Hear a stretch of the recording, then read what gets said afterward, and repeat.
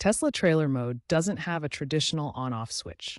Instead, it's designed to activate automatically when a compatible trailer is properly connected to your Tesla's tow package. This connection is detected through the trailer brake controller, typically via a 7-pin connector.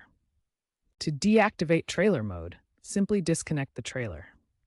The system senses the disconnection and automatically returns to normal driving mode. You can monitor the active-inactive status on the touchscreen under Controls, Service, Trailer Mode. Remember, this automatic engagement is a core feature designed to reduce user error.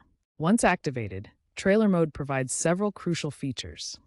It adjusts the vehicle's suspension and steering sensitivity for enhanced stability and sway control. The system integrates with the trailer's brakes for proportional stopping power, minimizing wear on your Tesla's brakes. Regenerative braking is also optimized to handle the added weight, improving range efficiency. Safety alerts, like haptic feedback and visual warnings, are provided if sway is detected, and emergency braking will engage if necessary. These features work together to make towing with your Tesla safer and more efficient, automatically adapting to the presence of a trailer.